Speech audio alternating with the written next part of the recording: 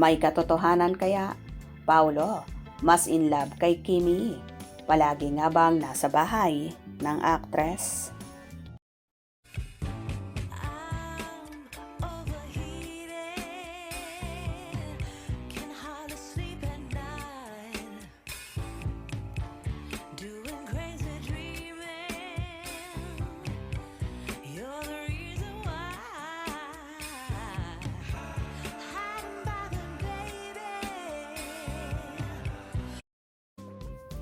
Kaloka na talaga ang mga kumakalat na balita tungkol sa rumored magkasintahan at magka-love team na sina Kim Chiu at Paolo Avellino, kung saan malimit daw nakikita ang aktor sa bahay ng dalaga.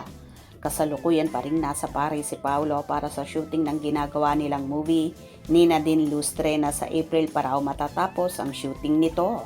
Habang si Kimi naman ay abala sa pagtitraining na di naman sinasabi kung saan lugar o bansa ito nagtitrain.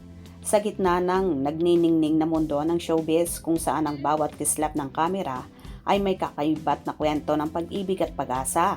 Isang dambuhalang kaganapan ang muling niyanig ang damdamin ng mga tagahanga at naging mitya ng matinding kursyudidad sa bawat tahanan sa Pilipinas. Ang tambalang Kim Chiu at Paolo Avellino na mas kilala sa tawag na Kim Pao ay muling naging sentro ng usap-usapan matapos kumalat ang mga balitang sadyang mas in love na nga ba ang aktor sa nag-iisang Chinita princess? Ngunit ang revelasyon sadyang nagpatahimik sa mga netizens at nagbukas ng isang kabanatang puno ng emosyon ay ang balitang nasilayan si Paolo sa loob mismo ng tahanan ni Kim. Bakit nga ba tila naging mitya na matinding gulat at kilig ang hindi inaasahang tagpong ito sa likod ng mga nakasarang pinto? Ano ang tunay na revelasyon sa likod ng ugnayang ito na matagal nang inililim sa likod ng mga kamera at ano ang naging tagumpay ni Kim sa likod ng mga hakbang na sadyang nagpapanganga sa lahat? Ito na nga ba ang katotohanang matagal nang hinihintay ng sambayanan tungkol sa kanilang tunay na estado o isa lamang itong misteryosong nagpapakita na ang puso ni Paolo ay tuluyan na ngang nabihag ng dambuhalang pagmamahal ni Kim? Ang kuryosidad ng publiko ay sadyang nasa rurok na dahil kilala sina Kim at Paolo sa kanilang pagiging misteryoso pagdating sa usapin ng kanilang mga personal na buhay.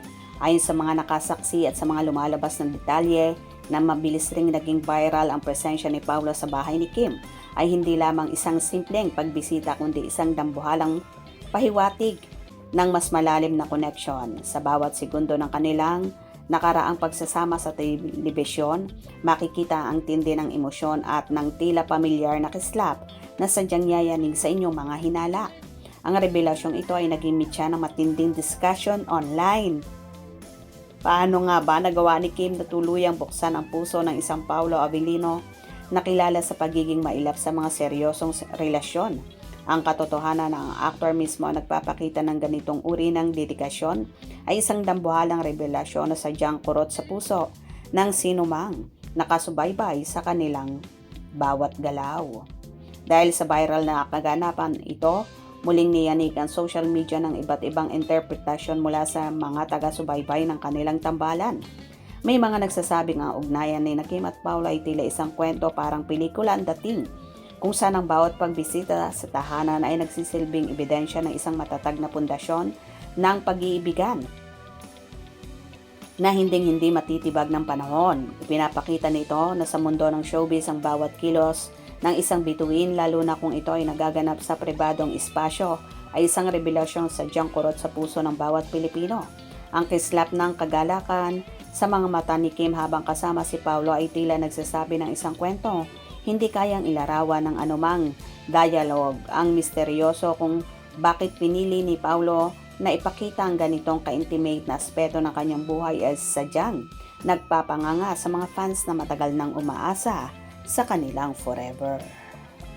Well, kung totoo man na palaging nakikita si Paolo sa bahay ni Kimi, aba, for sure, sobrang saya ng Kim Pauladia at paniguradong ito na ang matagal na nilang hinihintay.